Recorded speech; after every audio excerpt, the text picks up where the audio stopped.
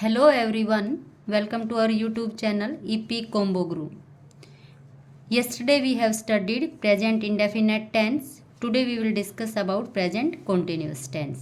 Present indefinite tense हम कर चुके हैं पूरा कल की क्लास में। उसमें हमने किस तरह इसकी फॉर्मेशन है, कौन कौन सी इसमें हेल्पिंग वर्ब्स यूज होती हैं, कहाँ पर हम डू का यूज करते हैं, कहाँ पर हम डज का यूज करते हैं, पॉजिटिव, इंटेरोगेटिव, नेगेटिव सभी तरह के सेंटेंसेस हम कर चुके थे। चलिए आइए आगे बढ़ते हैं। आज हम करेंगे present continuous tense. So let's start.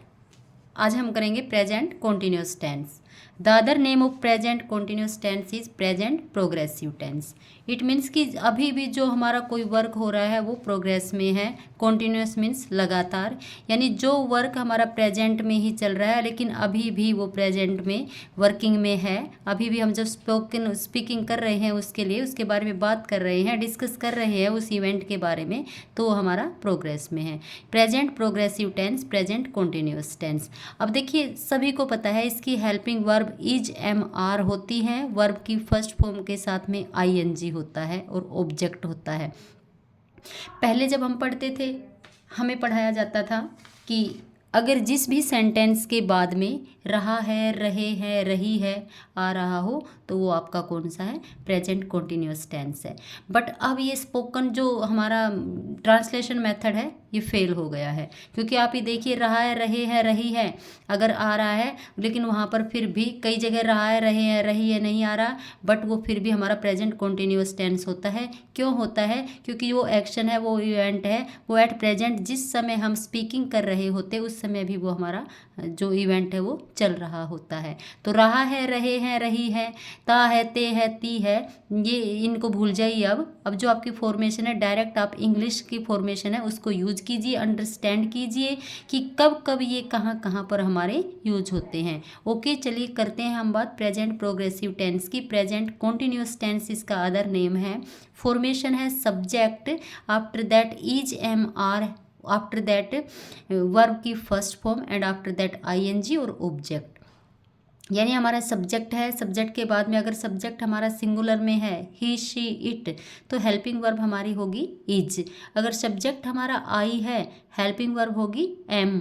अगर सब्जेक्ट हमारा प्लूरल है, दे हो गया, रीना एंड सीमा हो गया, तो हमारा हेल्पिंग वर्ब हमारी आएगी आर।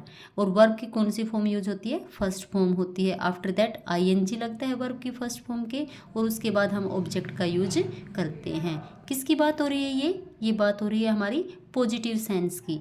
जब पॉजिटिव में हम कोई भी प्रेजेंट प्रोग्रेसिव टेंस बनाते हैं तो उसकी फॉर्मेशन यही होगी, सब्जेक्ट होगा plus is am are means helping verb, after that first form of verb and after that ING plus object. This is the formation of present progressive tense in positive sense.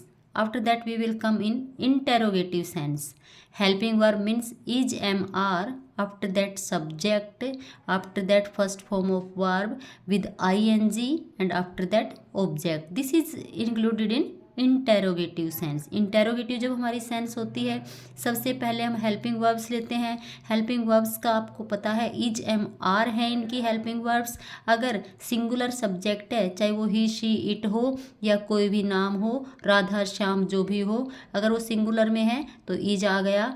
आई के साथ में हमेशा क्या आएगा? M आता है। और उसके बाद में अगर हमारा सब्जेक्ट प्लूरल में हो गया तो हेल्पिंग वर्ब क्या आएगी? आर आएगी। चेंज हो जाता है इसमें, फर्स्ट सबसे पहले हेल्पिंग वर्ब आएगी, आफ्टर दैट आपका सब्जेक्ट आ जाएगा, आफ्टर दैट आपकी वर्ब की फर्स्ट फॉर्म के साथ आईएनजी लग के और ऑब्जेक्ट आ जाएगा। This is the sense of interrogative sentence.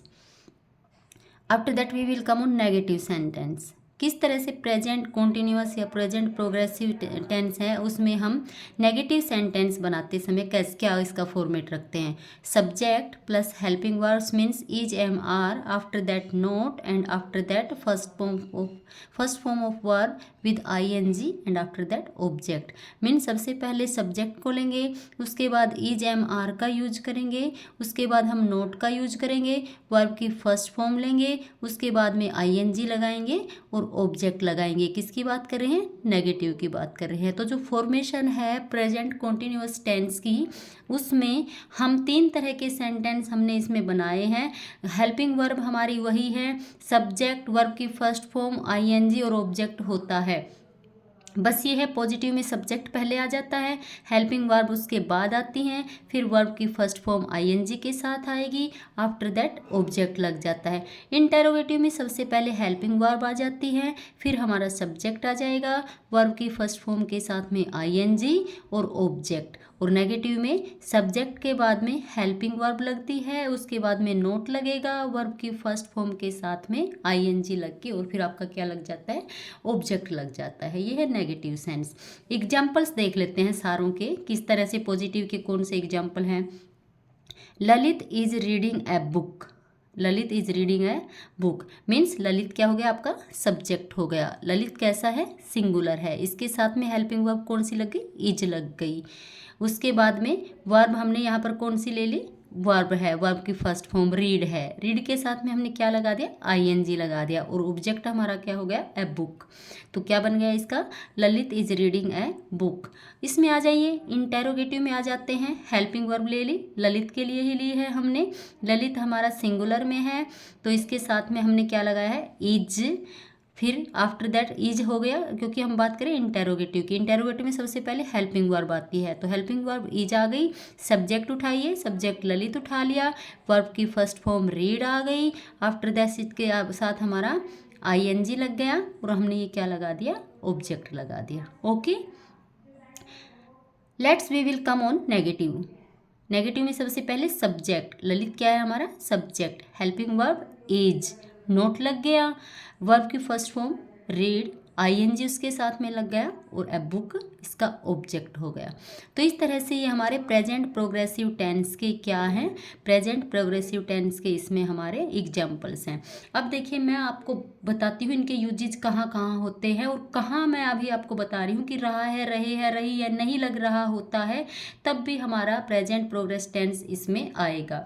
तो रहा है, रहे हैं, रही है पे मत जाना, आप देखना कि कोई एक्शन इसकी, क्योंकि एक इसके यूजेज हैं, ये एक्सप्लेन करते हैं कि ये किसके साथ में यूज हो रहा है। ये हमारा यूज हो रहा है उस एक्शन के साथ में जो हम स्पीकिंग कर रहे हैं, बात कर रहे हैं, बोल रहे हैं, उस समय जो हमारा प्रोग्रेस में चल रहा है, तो वहाँ पर हमारा क्या होता है? प्रेजेंट कॉन्टिन्यूअस टेंस या प्रेजेंट प्रोग्रेसिव टेंस होता है। चलिए लेते हैं यूजेज में। फर्स्ट है हमारा, it is used for an action that is in progress at the time of speaking. यानी कि जब हम कोई काम कर रहे होते हैं, जब हम बोल रहे होते हैं और उस समय हम वो काम कर रहे होते हैं, वो हमारा चल रहा है, तो टाइम ऑफ स्पीकिंग में वो एक्शन अगर आपका प्रोग्रेस में है तो उसके साथ हमारा कौन सा टेंस यूज होगा?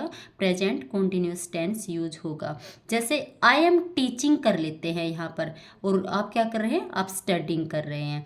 आई एम टीचिंग, मैं जब आपसे बात कर रही हूँ, एक्शन कर रही हूँ, मेरा कोई काम हो रहा है, तो उस समय मैं आपको पढ़ा रही हूँ। तो ये अभी क्या है? इसके साथ में कौन सा टेंस यूज होगा? प्रेजेंट कॉन्टिन्यूअस टेंस यहाँ पे यूज हो रहा है, क्योंकि जब मैं आपको ये एक्शन कर रही हूँ, बोल रही हूँ, उस समय मेरा ये एक्शन हो रहा है। तो it is use for an action that is in progress at the time of speaking. They are sitting, चलिए ये तो सही है। आई एम प्लेइंग, मैं खेल रही हूँ, ये उस समय एक्शन हो गया। दे आर सीटिंग, वे बैठे हैं, तो बैठ रहे हैं तो नहीं है ना इसका, लेकिन यहाँ पर रहा है, रहे है, रही है हट गया है, इसीलिए मैंने आपको बताया कि रहा है, रहे है, रही है पे मत जाइए, ये एक्शन है। दे आर सीटिंग, वो बैठे हैं, अभी भी कंटिन्यू है, वो बैठे हुए हैं, जब मैं बोल रही हूँ उस समय वो एक्शन उनका हो रहा है, इसलिए यहाँ पर हमारा क्या यूज हुआ है? इसीलिए यहाँ पर हमारा प्रेजेंट कॉन्टिन्यूअस टेंस यूज हुआ है। ओके, यहाँ तक क्लियर?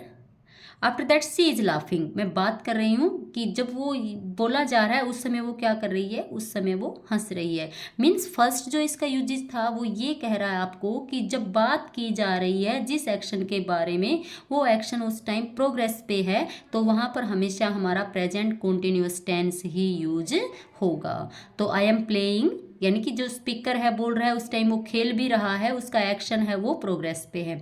दे आर सीटिंग, उनके बारे में बात की जा रही है, उस समय भी उनका एक्शन है वो उस समय भी वो बैठे हैं। शी इज लाफिंग, उस लड़की के बारे में बात की जा रही है, उस फीमेल के बारे में बात की जा रही है और उस समय उसका एक्शन है लाफिंग है वो कंटिन्यू है, उस समय भी वो हंस रही है। तो फर्स्ट यूज आई थिंक कि क्लियर हो गया होगा आपको। सेकेंड यूज देखिए, it is use to describe an action, event और condition that will continue for some time. Means कि कोई एक्शन आपका हो रहा है और आगे आने वाले कुछ समय तक वो आपका एक्शन चलता रहेगा। ये है हमारा, ये यूज हो रहा है रहे या नहीं है, इसका मतलब आज के बाद में आगे कुछ समय के लिए ये आपका एक्शन है या इवेंट है वो क्या रहेगा, या कोई भी कंडीशन है वो आपकी क्या रहेगी, वो आगे भी कंटिन्यू रहेगी। It is use to describe an action or event और condition that will continue for some time, कुछ टाइम तक वो कंटिन्यू आगे रहने वाली है। जैसे सी इज लर्निंग इंग्लिश, यानी वो इंग्लिश सीख रही है, ये नहीं कि अभी वो इंग्लिश सीख रही है और अभी उसके बाद में वो उसको बंद कर देगी, यानी कि उसने प्रोग्रेस बना रखी है, इंग्लिश लर्निंग उसने शुरू किया है, आजकल वो इंग्लिश सीख रही है। Okay, they are building a house, वो क्या कर रहे हैं, they are building a house, वो एक घर बना रहे हैं। मीन्स उनका घर ये नहीं है कि आज ही बना के इसको छोड़ देंगे, यानी घर बना रहे हैं तो आगे चल के इस घर को बनने में कुछ टाइम लगेगा। फिर से एक बार इसको रिमाइंड कर लीजिए, it is use to describe an action, event और condition that will continue for some time. क्या कर रहे हैं कि ये उस एक्शन को, इवेंट को या कंडीशन को डिस्क्राइब करने की कोशिश कर रहे हैं जो आगे आने वाले कुछ टाइम तक क्या रहेगा, कंटिन्यू रहेगा। सी विल लर्निंग इंग्लिश, मीन्स वो इंग्लिश लर्न कर रही है, कुछ समय तक आगे वो इस इंग्लिश को लर्न करेगी, आज ही नहीं है कि अभी वो करके इसको बंद। सी इज लर्निंग इंग्लिश, यानी इंग्लिश वो सीख रही है, प्रोग्रेस में है, कोई भी कोचिंग वगैरह या कुछ भी उसने सेल्फ स्टडी से कोशिश कर रखी, इंग्लिश को लर्न करने की प्रोग्रेस में है, कुछ समय तक वो इसको कंटिन्यू रखेगी तब वो जाके कहीं लर्न करेगी। They are building a house, वो घर बना रहे हैं, यानी ये तो नहीं है उनका घर, यानी कि उन्होंने तैयारी कर रखी है, उनका घर प्रोग्रेस में है और आगे जाके फ्यूचर में उनका घर क्या होगा, कंटिन्यू कंप्लीट हो जाएगा। तो ये दोनों ही एक्शन है, ये कुछ टाइम तक कंटिन्यू रहेंगे, इसलिए यहाँ पर इसको भी डिस्क्राइब करने के लिए हम किसका यूज करते हैं, प्रेजेंट प्रोग्रेसिव टेंस का यूज करते हैं। Okay, and third use is it is used to express an action that is plan to take place in near future. यानी कि देखिए कई बार हम नियर फ्यूचर को एक्सप्लेन करने के लिए कि कोई भी घटना है तो उसके लिए हम किसका यूज कर लेते हैं, उसके लिए भी हम जो प्रेजेंट कॉन्टिन्यूअस टेंस है इसका यूज कर लेते हैं। जैसे कई बार हम बोलते हैं ना, I am going Delhi tomorrow, कि कल मैं दिल्ली जा रहा हूँ, मैं कल ये कर रहा हूँ, इसका मतलब कि जो नियर फ्यूचर में हम करते हैं तो उसको, जो भी एक्शन हमारा नियर फ्यूचर में टेक प्लेस करने वाला है उस एक्शन को हम एक्सप्लेन करने के लिए किसका यूज कर लेते हैं, उस एक्शन को एक्सप्लेन करने के लिए भी हम प्रेजेंट कॉन्टिन्यूअस टेंस का यूज कर लेते हैं। ओके, जैसे classes are ending next week, means कोई क्लासेज लगी हुई हैं और वो क्लासेज कब हो, अगले वीक में वो एंड होने वाले हैं। ओके, तो इसको जो नियर फ्यूचर में ये आपका एक्शन है, प्लानिंग है कि अगले, तो वो नियर फ्यूचर में ये आपके क्लासेज कंप्लीट होने के हैं, एंड होने के चांसेस हैं, तो इसीलिए यहाँ पर क्या किया जा रहा है, यहाँ पर प्रेजेंट कॉन्टिन्यूअस टेंस का यूज किया जा रहा है। We are going to start a salon next month, इन्होंने प्लानिंग कर रखी है कि अगले मंथ में ये क्या करेंगे, एक सैलून स्टार्ट करेंगे। मीन्स इन्होंने प्लानिंग कर रखी है नियर फ्यूचर में कोई भी एक्शन या कोई भी इवेंट स्टार्ट करने के लिए जो हम प्लानिंग कर लेते हैं, जिनको नियर फ्यूचर में हम करेंगे, तो वो हमारा क्या होता है, उसके लिए भी हम प्रेजेंट कॉन्टिन्यूअस टेंस का यूज कर लेते हैं। ओके, जैसे we are going to organise an English